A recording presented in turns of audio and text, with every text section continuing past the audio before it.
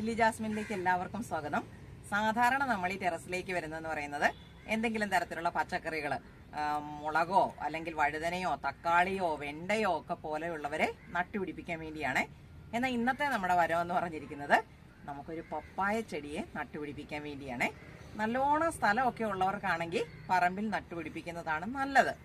എന്നാൽ ഒത്തിരി സ്ഥലമൊന്നും ഇല്ലാത്ത ഇപ്പം ഗ്രാമപ്രദേശങ്ങളിലൊക്കെ താമസിച്ചിട്ട് ജോലിക്കും ഒക്കെ വേണ്ടിയിട്ട് തിരുവനന്തപുരമോ അല്ലെങ്കിൽ അതുപോലുള്ള ബോംബെയോ ഡൽഹിയോ അങ്ങനെ നമുക്ക് ഇഷ്ടമുള്ള സ്ഥലങ്ങളിലേക്ക് താമസം മാറുമ്പം അവിടെ എല്ലാം മണ്ണിൽ കുഴിച്ചു നടാൻ പറ്റണമെന്നൊന്നുമില്ല.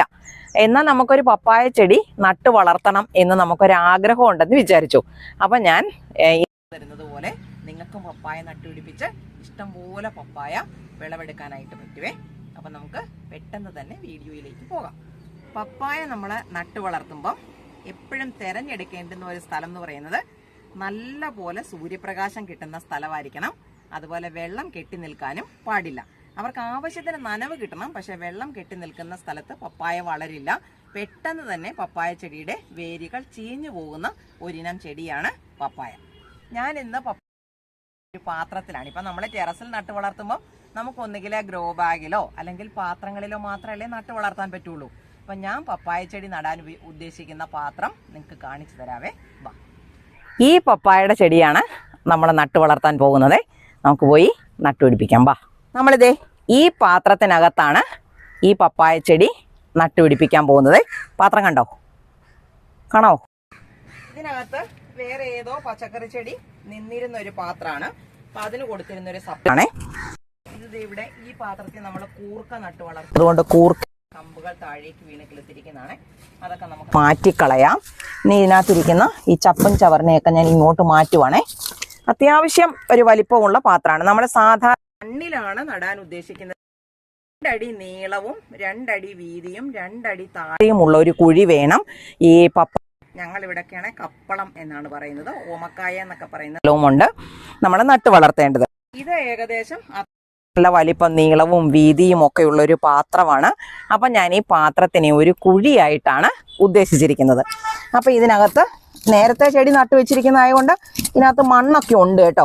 അപ്പം ഞാൻ ചെയ്യുന്നത് എന്നാണെന്നറിയോ, പപ്പായയ്ക്ക് എപ്പോഴും നല്ല പോലെ ആസിഡിറ്റി കുറഞ്ഞ മണ്ണായിരിക്കണം, പുളിപ്പ് കുറഞ്ഞ മണ്ണായിരിക്കണം. ആദ്യം ഞാൻ ഇതിനകത്തോട്ട് ഇടുന്നത് കുറച്ച് ഡോളമൈറ്റ് ആണ്. ഇത് ഡോളമൈറ്റ് ആണ്. ഡോളമൈറ്റ് ആണെങ്കിൽ നമ്മൾ ഇട്ട ഉടനെ തന്നെ നമുക്ക് പിടിപ്പിക്കാം. ഒരു നട്ടപ്പം ഉണ്ടായിരുന്നു, ഇങ്ങനെ നട്ടാൽ കുഴപ്പമുണ്ടോയെന്ന്. ആ മുളക് ചെടി ഞാൻ ഇതിൻ്റെ അവസാനം സമയമുണ്ടെങ്കിൽ നിങ്ങൾക്ക് കാണിച്ചു തരാവേ. അപ്പം ഞാൻ ഇതിട്ടു. ഇനി ഇതൊന്ന് ഈ മണ്ണൊന്ന് കൊത്തി ഇളക്കുക. ഈ ഡോളമൈറ്റ് എല്ലാ ഭാഗത്തേക്കും ഒന്ന് ആയിക്കോട്ടെ. ഇതിൻ്റെ അകത്തോട്ടും മണ്ണുണ്ട്. അവിടേക്ക് എനിക്ക് തൂമ്പ കയറ്റാനും പാടാണ്, ഇളക്കാനും ഒക്കെ പാടാണ്. അപ്പം ചെടിക്ക് വേര് പോകുന്നതിന് കുഴപ്പമില്ല, നല്ല ഇളക്കമുള്ള മണ്ണ് തന്നെയാണ് കേട്ടോ. അപ്പം ഞാൻ ഇതേപോലെ മണ്ണ് ഇളക്കി. ഇനി ഞാൻ ചെയ്യുന്നത് എന്നാന്നറിയോ, ഈ മണ്ണിലേക്ക് ഞാൻ ഇത് എല്ലുപൊടിയാണേ, കുറച്ച് എല്ലുപൊടി ഞാൻ ഇതിനകത്തേക്ക് ഇട്ടു. വളരെ കുറച്ച് മാത്രം വേപ്പിൻ പിണ്ണാക്ക്, കുറച്ച് വേപ്പിൻ പിണ്ണാക്കും കൂടി ഇതിനകത്തോട്ട് ഇട്ടിട്ട് ഞാൻ ഈ മണ്ണിനെ നല്ലപോലെ കൊത്തി ഇളക്കുവേ. ഇതുപോലെ അങ്ങോട്ട് ഇളക്കി ചേർത്താൽ മതി. അപ്പം മണ്ണുമായിട്ട് ഈ വളവും എല്ലുപൊടിയും അതുപോലെ വേപ്പിൻ പിണ്ണാക്കും ഒക്കെ ഇളകി ചേർന്നിട്ടുണ്ട്. മണ്ണ് നല്ല ഇളക്കമുള്ളതാണ്. ഞാൻ ഇതിനകത്ത് കിളയ്ക്കുമ്പോൾ നിങ്ങൾക്ക് അറിയാമല്ലോ. ഇനി ഞാൻ ചെയ്യുന്നതെന്ന് പറഞ്ഞാൽ ഈ ഗ്രോ ബാഗിലെ കുറച്ച് മണ്ണും കൂടെ ഞാൻ ഇതിനകത്തേക്ക് ഇടുവാണേ. അപ്പോൾ ഇത് ഒത്തിരി നേരത്തെ നിറച്ച് വെച്ചിരുന്നതായതുകൊണ്ട് കട്ടി പിടിച്ചാണ് ഇരിക്കുന്നത്. അപ്പം നമുക്കതിനെ ഇളക്കി ചേർക്കണം. ഞാൻ കുറച്ച് വെള്ളമൊക്കെ ഒഴിച്ചിട്ട് വെച്ചിരുന്നതാണേ. അപ്പം നമുക്കിതിനെ ഒന്ന് ഇതിനകത്തേക്കിടാം. അപ്പം നമ്മുടെ ആവശ്യത്തിന് ഇതിനകത്ത് മണ്ണായിട്ടുണ്ടേ, കണ്ടോ? ഇനി ഇതിൻ്റെ നടുക്ക് ഇതാ ഗ്രോ ബാഗ് നിറച്ചിരുന്നപ്പോഴേ അതിൻ്റെ മുകളിലൊക്കെ പുല്ല് കിളുക്കും. നമ്മൾ നിറച്ച് വെച്ചാലും അതിൻ്റെ മുകളിൽ പുല്ലുണ്ടാവും.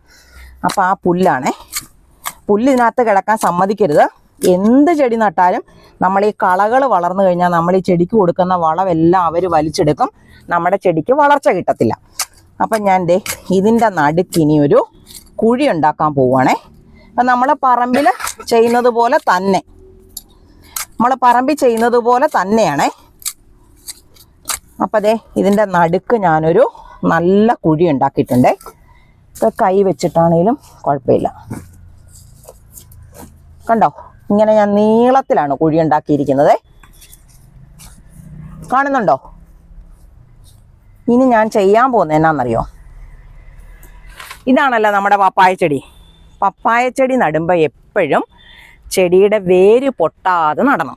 വേര് ഇളകി കഴിഞ്ഞാൽ ചെടിയുടെ വളർച്ച കുറയും. ഞാനിപ്പോൾ എന്തേ ഈ പാത്രത്തിനകത്ത് ഇത് കണ്ടോ, ഒരു പപ്പായ ചെടി ഇതുപോലെ തന്നെ ഒരെണ്ണം കൂടി ഇതിനകത്തുണ്ടായിരുന്നു. അപ്പം നമുക്ക് ഈ പാത്രത്തിനകത്തെ മണ്ണിനെ വൃത്തിയാക്കി പല പല ചെടികൾ നടാനുണ്ടല്ലോ.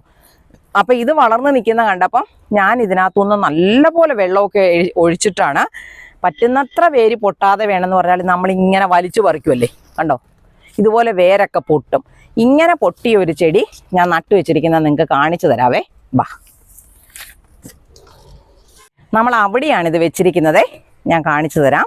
ബാ, ഇങ്ങോട്ട് പോകണം. ഇത് കണ്ടോ, ചൂട് പിടിച്ച് വരുന്നുണ്ട്. പക്ഷെ അവർ ആ വേര് പൊട്ടിയത് കൊണ്ടാണ് അതിനൊരു വളർച്ചയ്ക്കൊരു വാട്ടമൊക്കെ ആയിട്ടാണ് നിൽക്കുന്നത്. പക്ഷെ അതേ കൂമ്പെടുക്കുന്നുണ്ട്, കണ്ടോ നല്ലതായിട്ടാണ് വരുന്നത്. അപ്പം ഇതിങ്ങനെ ചൂട് പിടിച്ച് തുടങ്ങിയപ്പോഴാണ് എനിക്ക് വേറൊരു ചെടി കൂടെ നട്ടേക്കാം എന്ന് ഒരു ആഗ്രഹം വന്നത്.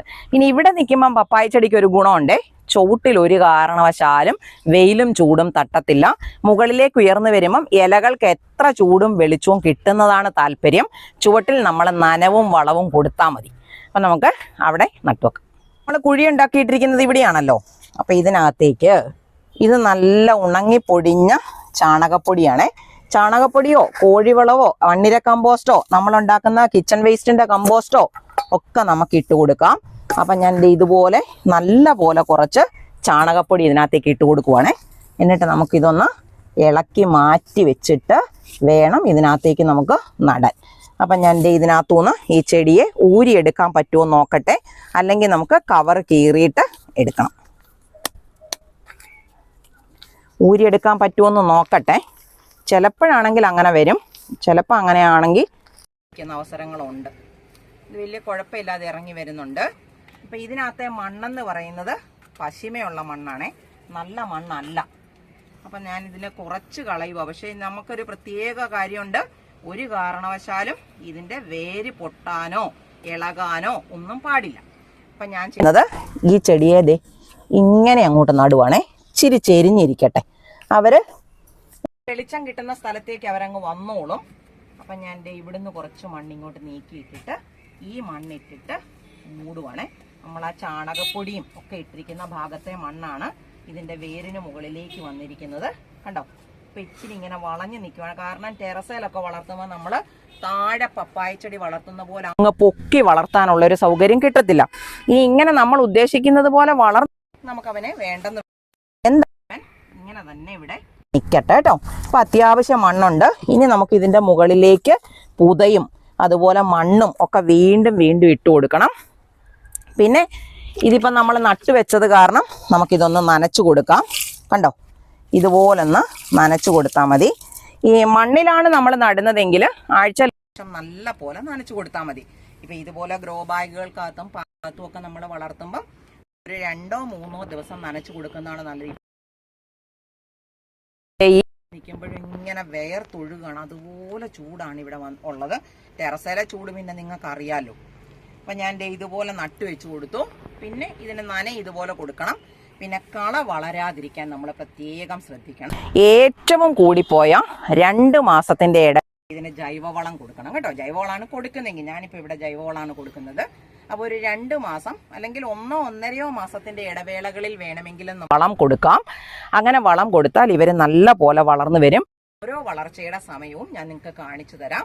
ഒരു 6 മാസം എങ്കിലും ഒക്കെ വേണം ഇവർ പൂവിട്ട് തുടങ്ങാൻ. നമ്മൾ ആ ഡോളമൈറ്റ് ചേർത്തേച്ച് നമ്മൾ മുളകിൻ്റെ തൈ നട്ടില്ലേ, നമുക്കതൊന്ന് കണ്ടിട്ട് വരാം.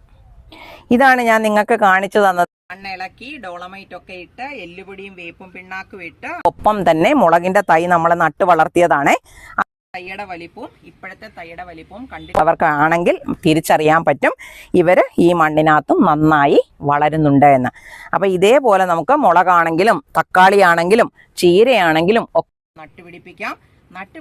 മടിച്ചോ വേനൽക്കാലമാണ് നട്ടാൽ ഉണ്ടാകത്തില്ല ഇങ്ങനൊന്നും പറഞ്ഞിരിക്കേണ്ട കാര്യമില്ല. ചിലതൊക്കെ നഷ്ടമൊക്കെ വരും. ഇപ്പൊ 4 എണ്ണം നട്ടാൽ ചിലപ്പോൾ ചൂടിന്റെ ആധിക്യം കൊണ്ട് അല്ലെങ്കിൽ മണ്ണിന്റെ ചൂട് കൊണ്ട് വെള്ളത്തിന്റെ ചൂട് കൊണ്ട് 1 എണ്ണം അല്ലെങ്കിൽ 2 എണ്ണം നഷ്ടപ്പെട്ടു പോയേക്കാം. നമുക്ക് ബാക്കി ചെടികൾ കിട്ടുമല്ലോ. അങ്ങനെ നമ്മൾ സ്ഥിരമായി, ഞാനാണെങ്കിൽ എല്ലാ മാസവും നിങ്ങൾ എന്താണ് നടേണ്ടത്, ഞാൻ എന്താണ് നടുന്നത് എന്നൊക്കെ നിങ്ങൾക്ക് കാണിച്ചു തരാറുണ്ട്. അങ്ങനെ എൻ്റെ ഒപ്പം നിങ്ങൾ ചെയ്യുവാണെങ്കിൽ നമുക്ക് എല്ലാ മാസവും എന്തെങ്കിലുമൊക്കെ വിളവെടുക്കാനായിട്ട് കിട്ടും. അല്ലെങ്കിൽ സ്ഥിരമായി നമുക്ക് അത്യാവശ്യം പച്ചക്കറികളെങ്കിലും നമുക്ക് നമ്മുടെ തോട്ടത്തിൽ നിന്ന് വിളവെടുക്കാനായിട്ട് പറ്റും. അപ്പം ഞാനാണെങ്കിൽ ഈ ടെറസിനകത്തെ ഇച്ചിരി സ്ഥലത്താണ് കൃഷി ചെയ്യുന്നത് എന്നും ഞാൻ വിളവെടുക്കുമ്പം താരതമ്യേന മോശമില്ലാത്ത വിളവെടുപ്പ് നമുക്ക് ഇവിടുന്ന് കിട്ടുന്നുണ്ടെന്നും നിങ്ങൾക്ക് തിരിച്ചറിയാവുന്നവരാണേ. അപ്പം സ്ഥലമില്ല എന്ന് വിചാരിച്ച് പപ്പായ കൃഷി ചെയ്യാതിരിക്കണ്ട. ഇപ്പം ഇതുപോലെ ഞാൻ ടെറസിലാണ് നടുന്നത്. നിങ്ങൾക്ക് അങ്ങനെ വേണ്ട, ഈ വീടിൻ്റെ മുറ്റത്ത് എവിടെയെങ്കിലും നല്ലോണം വെയിൽ കിട്ടുന്ന സ്ഥലമുണ്ട്, പക്ഷേ മുറ്റം മുഴുവനും നമ്മൾ ടൈലിട്ട് വെച്ചിരിക്കുവാണെന്ന് വിചാരിച്ചു. അപ്പം അങ്ങനെയാണെങ്കിലും ഒരു അത്യാവശ്യം നല്ല വലിപ്പമുള്ള ചട്ടിയോ ഗ്രോ ബാഗോ എടുത്തിട്ട് നിങ്ങൾക്ക് അതിനകത്ത് പപ്പായ ചെടി നട്ടു വളർത്താം. നമുക്ക് ആവശ്യമായ പപ്പായയുടെ പഴവും കായ്കളും ഒക്കെ നമുക്ക് കിട്ടും. ഒരു പപ്പായ ചെടി ഉണ്ടെങ്കിൽ നമുക്ക് അതിനകത്തുനിന്ന് തോരൻ വെക്കാനുള്ളത് കിട്ടും, മെഴുക്ക് പുരട്ടി വെക്കാനുള്ളത് കിട്ടും, ചാറുകറി വെക്കാനുള്ളത് കിട്ടും, പഴങ്ങൾ തിന്നാനും കിട്ടും. അതുകൊണ്ട് ആരും പപ്പായ ചെടി നട്ടുപിടിപ്പിക്കാൻ മടി പിടിക്കാതെ ഇതേപോലെയെങ്കിലും നിങ്ങൾ നട്ടു വളർത്താൻ ശ്രദ്ധിക്കണം. ഇതേപോലെ മറ്റൊരു നല്ല വീഡിയോയുമായി നമുക്ക് അടുത്ത ദിവസം വീണ്ടും കാണാം.